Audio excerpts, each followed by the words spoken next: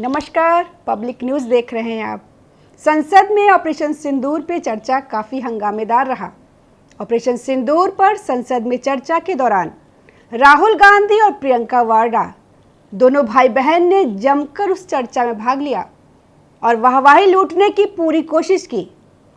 उन्होंने अनेकों सवाल पूछे, हालांकि कोई भी नया सवाल नहीं था।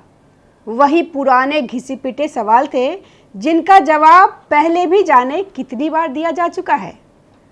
कल तो स्पष्ट रूप से नरेंद्र मोदी सभी सवालों के जवाब दे दिए। राहुल की कोशिश थी, जो हमेशा ही रहती है, किसी भी तरीके से मोदी की छवि को खराब किया जाए, क्योंकि राहुल गांधी जानते हैं जब तक नरेंद्र मोदी की छवि खराब नहीं होगी, लोगों के दिलों से निकलेंगे नहीं, तब तक राहुल गांधी का कुछ होने वाला नहीं है। पार्टी के तौर पर और नेता के तौर पर राहुल गांधी की छवि लोगों के मन में अच्छी नहीं है। यह सच है कि राहुल गांधी भी जानते हैं।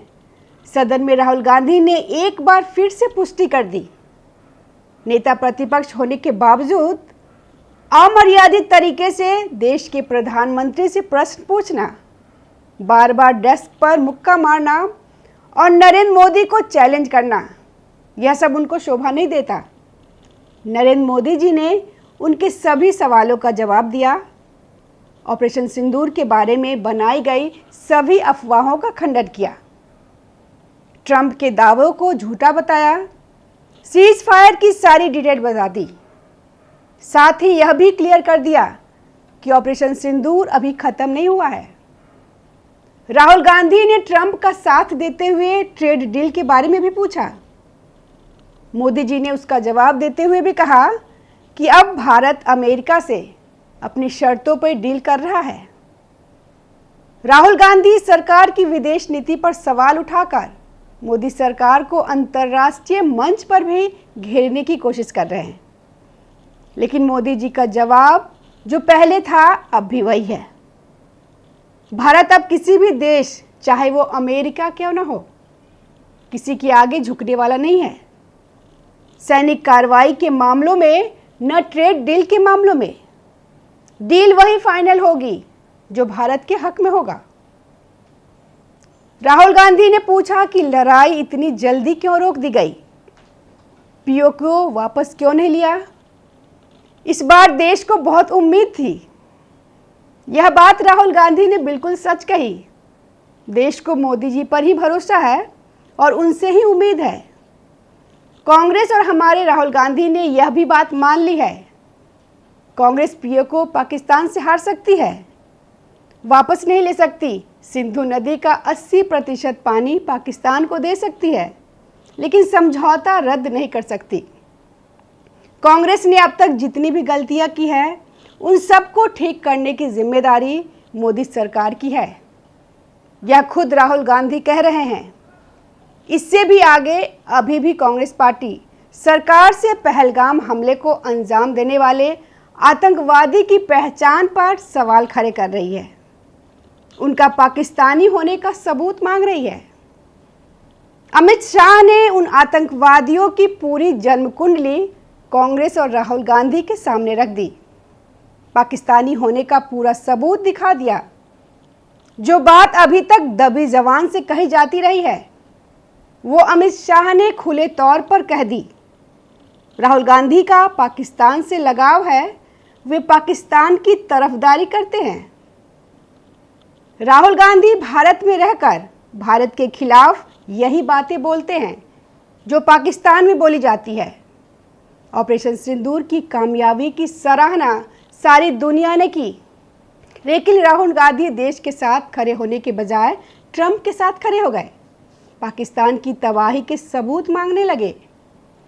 चीन की मिसाइलों की नाकामयाबी पर उनको यकीन नहीं हुआ, जिसको लेकर उन्होंने मोदी और मोदी सरकार पर जाने कितने सवाल खड़े कर दिए। लेकिन उनकी अपनी पार्टी के लोगों को सच बोलने का भी हक नहीं है।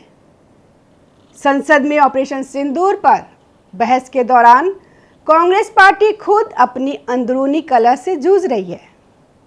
वरिष्ठ नेता शशि थरूर की चुप्पी और सांसद मनीष तिवारी की एक सोशल मीडिया पोस्ट ने पार्टी के लिए मुश्किलें खड़ी कर दी।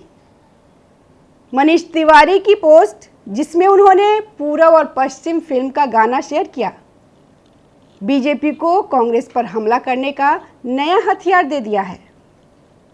विपक्ष की सबसे बड़ी पार्टी के लिए अब दोहरी मुसीबत हो गई है। एक तरफ तो सरकार ने राहुल गांधी और कांग्रेस की बोलती बंद कर दी है, दूसरी तरफ अब उनकी ही पार्टी के नेता उनसे सहमत नहीं दिख रहे हैं। शशि थरूर के मन में तो कभी भी ऑपरेशन सिंदूर को लेकर कोई शंका नहीं थी। उन्होंने इस मामले में नरेंद्र मोदी और सरकार की खुले तौर पर प्रशंसा भी की है। एक तरफ वरिष्ठ नेता शशि थरूर की चुप्पी ने सवाल खड़े किए हैं, तो दूसरी तरफ सांसद मनीष तिवारी की एक सोशल मीडिया पोस्ट ने कांग्रेस को मुश्किल में डाल दिया है। इस पोस्ट ने बीजेपी को नया हथियार थमा दिया, जो विपक्षी खेमे की आंतरिक कलह को सामने ला रही है। पूर्व केंद्रीय मंत्री और चंडीगढ़ के सांसद मनीष तिवारी ने एक्स पर एक न्यूज रिपोर्ट का स्क्रीनशॉट शेयर किया, जिसमें बताया गया कि वह और शशि थरूर संसद की बहस में हिस्सा क्यों नहीं ले रहे हैं। उनकी पोस्ट के साथ 1970 की फिल्म पूरब और पश्चिम का मशहूर गीत था, है प्रीत जहाँ की रीत सदा, मैं गीत वहाँ का गाता हूँ, भारत का रहने वाला हूँ, भारत की बात सुनाता हूँ, जय हिंद।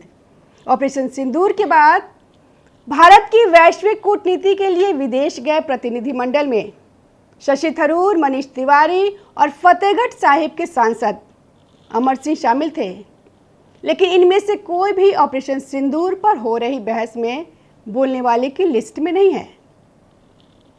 अनुभवी नेता आनंद शर्मा और सलमान खुर्शीद भी प्रतिनिधिमंडल का हिस्सा थे, लेकिन वह मौजूदा सांसद नहीं है।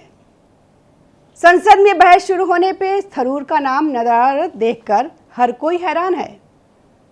पहलगाम आतंकी हमले और ऑपरेशन सिंदूर के बाद शशि थरूर के बयानों ने पहले ही कांग्रेस नेतृत्व के साथ उनकी तनातनी को हवा दी थी। शशि थरूर ने हाल ही में कहा था, उनकी पहली वफादारी देश के साथ है। पार्टियां देश को बेहतर बनाने का जरिया है। मेरे लिए चाहे कोई भी पार्टी हो, उसका मकसद अपने तरीके से बेहतर भारत बनाना है। कांग्रेस की इस अंदरूनी उठापटक ने बीजेपी को हमला करने का मौका दे दिया।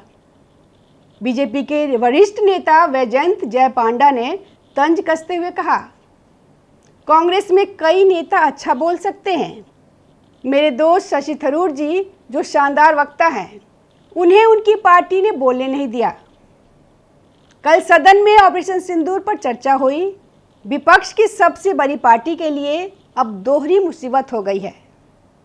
एक तरफ तो सरकार ने राहुल गांधी और कांग्रेस की बोलती बंद कर दी, दूसरी तरफ अब उन्हीं की पार्टी के नेता उनसे सहमत नहीं दिख रहे हैं। धन्यवाद। ताज़ा खबरों से जुड़े रहने के लिए हमारे चैनल को सब्सक्राइब करें और बेल आइकन को दबाना ना भूलें, ताकि हर खबर की नोटिफिकेशन आपको मिलती रहे।